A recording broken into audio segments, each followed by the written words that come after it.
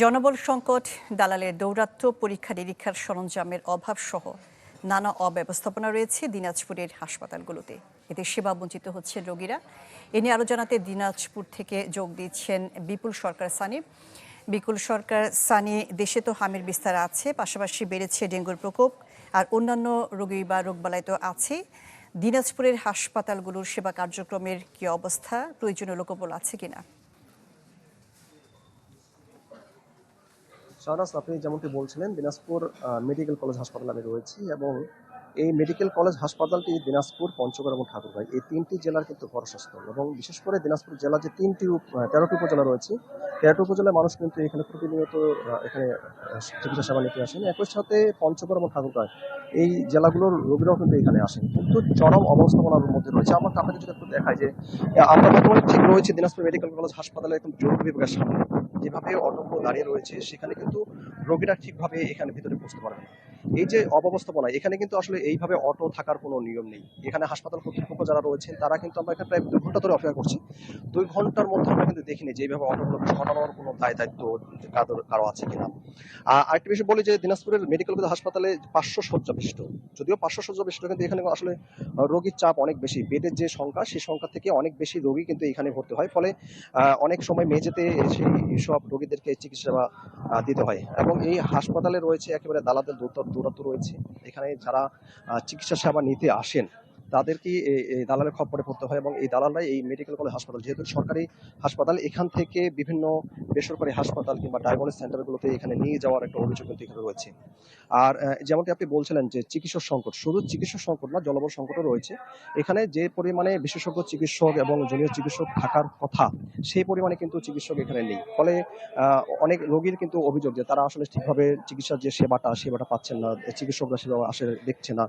এবং এখানে যারা নার্স রয়েছে, ওয়ার্ড বয় রয়েছে, এছাড়াও যারা অন্যান্য স্টাফরা রয়েছে, তাদের কিন্তু অনেক জনবল সংকট। ফলে এখানে যারা সেবা নিতে আসছেন রোগী এবং স্বজনরা, তারা কিন্তু সঠিকভাবে সেবা পাচ্ছেন না। অনেক সময় আমরা দেখছি যে এখানে রোগীদের সাথে এই সেবার মান নিয়ে বিভিন্ন অভিযোগের কারণে হাতাহাতির ঘটনাও ঘটেছে। এখানে যারা ইন্টার্নি চিকিৎসক রয়েছে, তাদের অব্যবস্থাপনার কথাও অনেক সময় অভিযোগ করেছেন, কিংবা অবহেলার কারণে রোগী মৃত্যুর ঘটনা, এমন কিন্তু অভিযোগও অনেক সময় হয়েছে। এবং এটা নিয়ে হাতাহাতির ঘটনা ঘটেছে, মারামারি ঘটনা ঘটেছে। এবং এই বিষয়গুলো নিয়ে ধর্মঘট, অবস্থান ধর্মঘট, এমন কর্মসূচিও কিন্তু এখানে দেখা গেছে। আর এখানে যে পরীক্ষা নিরীক্ষার যে সরঞ্জামাদি, সেই সরঞ্জামাদি অভাব তো রয়েছেই। যেসব পরীক্ষা নিরীক্ষার সরঞ্জামাদি রয়েছে, সেগুলো কিন্তু টেকনিশিয়ানের অভাব রয়েছে। ফলে এখানে যারা রোগী আসেন, তাদের যে প্রয়োজনীয় যে চিকিৎসা সেবার জন্য যে পরীক্ষা নিরীক্ষাগুলো দেওয়া হয়, সেই পরীক্ষা নিরীক্ষাগুলো কিন্তু তারা করতে পারেন না। আর দালালি যে কথা বলছিলাম, যে এখানে যাদেরকে পরীক্ষা নিরীক্ষাগুলো দেওয়া হয়, এখানে অনেক বেসরকারি ডায়াগনস্টিক সেন্টারের দালাল রয়েছেন, যারা এখান থেকে রোগীদেরকে ফুসলিয়ে এখান থেকে নিয়ে ডায়াগনস্টিক সেন্টারগুলোতে তাদেরকে নিয়ে যান, এমন অভিযোগ রয়েছে। একই সাথে এখানে ওষুধের সংকটও রয়েছে। তবে একটা সুখবর হলো যে এখানে যেহেতু 500 শয্যা বিশিষ্ট, এই রোগীর যে সেবার মান, এটা আরো বাড়ানোর জন্য গতকালকে অর্থ মন্ত্রণালয় থেকে এই হাসপাতালটিকে 1000 শয্যায় উন্নীত করার একটি ঘোষণা দেওয়া হয়েছে। শাহনাজ। জি, বিপুল সরকার সানি, আপনাকে ধন্যবাদ। দিনাজপুর থেকে হাসপাতাল পরিস্থিতির খবর জানাচ্ছিলেন বিপুল সরকার সানি। এদিকে ময়মনসিংহের হাসপাতালগুলোতে চিকিৎসা সেবার খবর জানাতে যোগ দিচ্ছেন সুলতান মাহমুদ কনিক। সুলতান মাহমুদ কনিক, ময়মনসিংহের হাসপাতালগুলোতে সেবা কার্যক্রম কেমন, দালালদের দৌরাত্ম্য কেমন জানাবেন, পাশাপাশি হাসপাতালের স্টাফদের আচার আচরণ রোগীদের ক্ষেত্রে কেমন?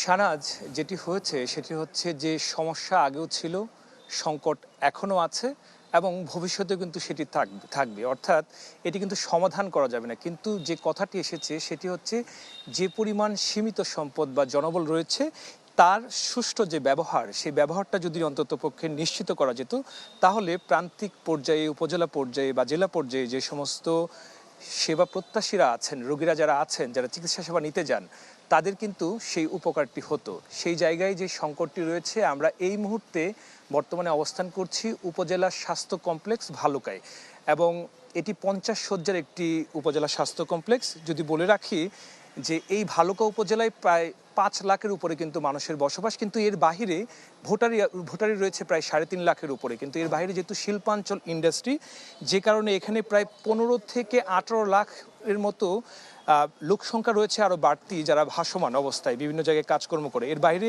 এটি ঢাকা ময়মনসিংহ হাইওয়ের পাশে, অর্থাৎ এই যে জায়গাটি রয়েছে এই জায়গায় কিন্তু প্রতিনিয়তই সংখ্যক মানুষজন যারা আছেন তারা চিকিৎসা সেবা নিতে আসেন, কিন্তু বাস্তব চিত্র হচ্ছে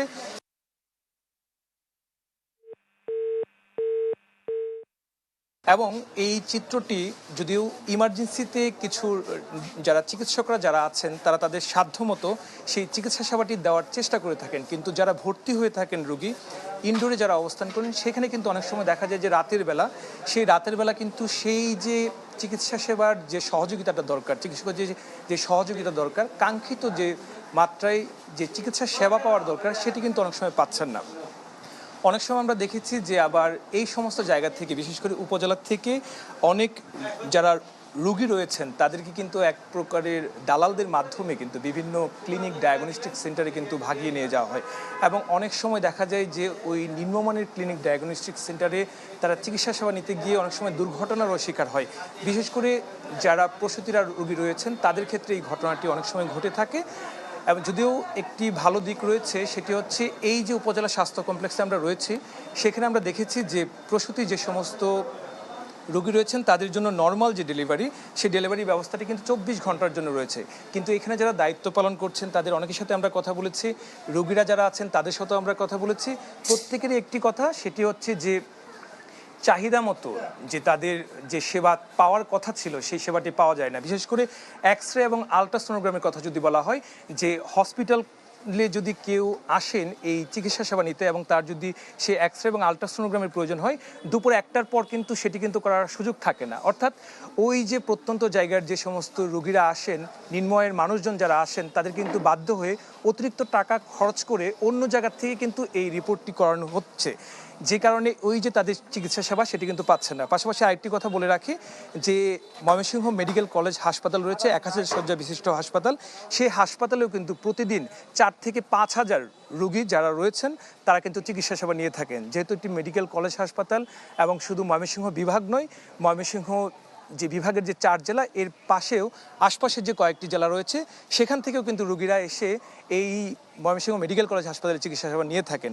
ফলে যে পরিমাণ জনবল দরকার ছিল সেই পরিমাণ জনবল না থাকার ফলে এই সংকটটি কিন্তু বাড়তে থাকে।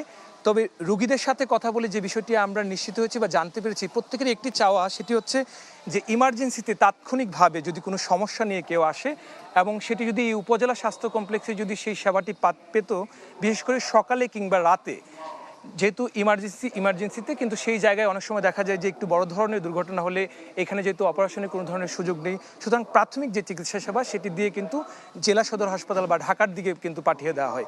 এক্ষেত্রে রোগীদের কিন্তু অতিরিক্ত টাকা খরচ হয়। এর পাশাপাশি আরেকটি কথা তারা বলেছেন যে ভেতরের যে পরিবেশ, অর্থাৎ নোংরা একটি পরিবেশ কিন্তু রয়েছে, বিশেষ করে টয়লেটগুলি, যেখানে রোগীরা রয়েছেন এবং যাদেরকে ওয়াশরুমে যেতে হয়, টয়লেটে যেতে হয়, সেখানে কিন্তু এক ধরনের দুর্গন্ধযুক্ত অবস্থায় থাকেন। এটি শুধু একটি উপজেলা স্বাস্থ্য কমপ্লেক্সের ক্ষেত্রে নয়, ময়মনসিংহ মেডিকেল কলেজ হাসপাতালের ক্ষেত্রে যেরকম প্রযোজ্য। জি, সুলতান মাহমুদ কনিক, আপনাকে ধন্যবাদ। ময়মনসিংহের হাসপাতালগুলোতে চিকিৎসা সেবার মান নিয়ে জানাচ্ছিলেন সুলতান মাহমুদ কনিক।